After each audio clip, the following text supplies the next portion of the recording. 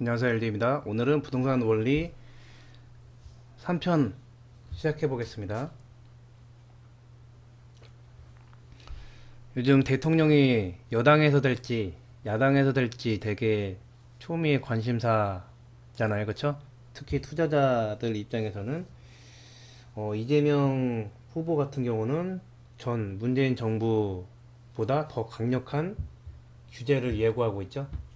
그에 반해서 윤석열 후보는 기존 정부 기조와는 다르게 규제 완화 공약을 내세우고 있죠. 보통 저뿐만 아니라 보통 투자자들은 이재명이 되면은 어떻게 하나, 이제 더 이상 투자 못 하나 되게 노심초사하는 분들이 많을 거예요. 그리고 윤석열이 만약에 되면은 그나마 좀 안심할 수 있다는 분들이 많을 텐데 꼭 그렇지만은 않거든요. 우리 우리는 대통령이 누가 될지 알 수가 없어요. 점치는 사람도 알 수 없고 누구도 정확히 맞출 수는 없을 거예요. 예상만 가능할 뿐이지.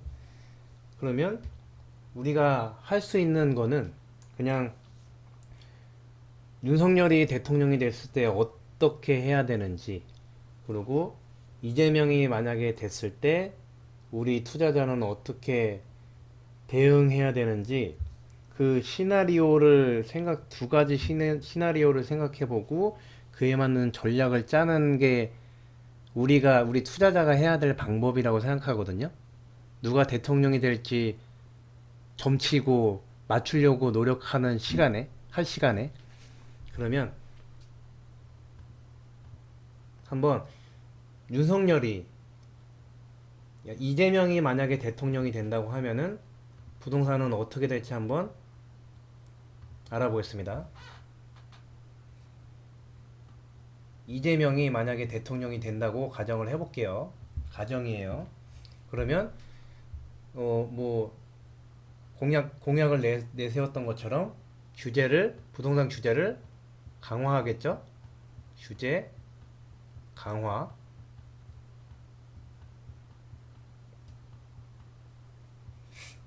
규제 강화하면은 문재인 정부에서 규제 강화함으로 인해서 새 아파트 공급이 나오지 못했잖아요. 그렇죠? 그래서 부족한 현상을 발생시킨 건데 지금보다 더 아파트 공급이 줄어들 거라고 보시면 되세요. 그럼 아파트 공급 계속 없겠죠? 계속 부족하다고 보시면 되세요.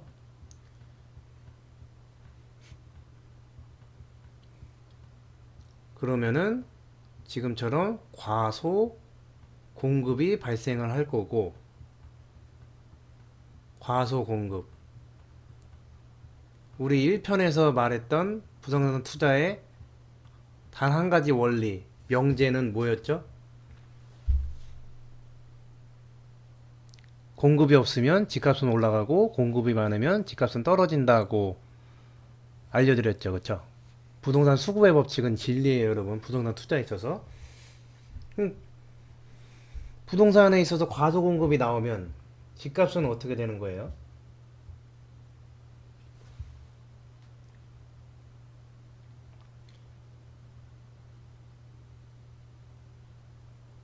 집값은 올라가겠죠? 집값 상승은 계속된다고 보시면 되세요. 상승 계속.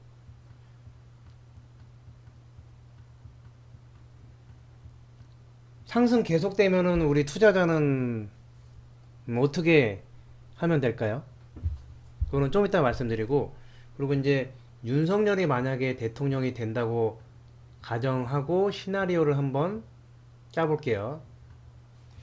윤석열이 된다고 하면은 규제를 부동산 규제를 완화한다고 말하고 있죠. 규제 완화. 이게 마우스로 쓰는 거라서 글씨가 이상하니까 항상 이해해 주세요. 규제 완화해서 민간 건설사들이 너도나도 공급을 늘리기 시작하면은 공급이 늘어나겠죠? 아파트의 공급이 늘어나서 점차 부족한 게 많아지게 되겠죠? 그렇죠? 아파트 공급 많아진다.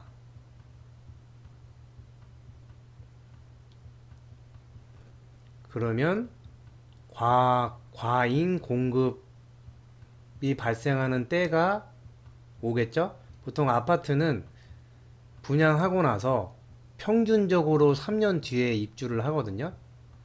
그러면 규제 완화로 건설사들이 분양을 시작하고 평균 3년 뒤에 과잉 공급이 발생한다고 예상하시면 되고, 과잉 공급 생기면 어떻게 돼요? 집값 떨어지겠죠. 집값 입주가 나오는 그 시점에 집값은 떨어지게 되겠죠. 그러면 대통령이 만약에 되면은 집값 떨어지면 큰일 나는 거 아니냐 생각하시겠지만, 그러면 이 두 가지 경우에 있어서 우리 투자자는 어떻게 대응해야 되는지 말씀을 드려볼게요. 만약에 이재명이 돼서 대통령이 돼서 이런 상황 1번 같은 시나리오가 펼쳐진다고 하면은 우리 투자자는 그냥 집값 상승 계속 할 거니까 보유하면서 상승을 즐기시면 되는 겁니다.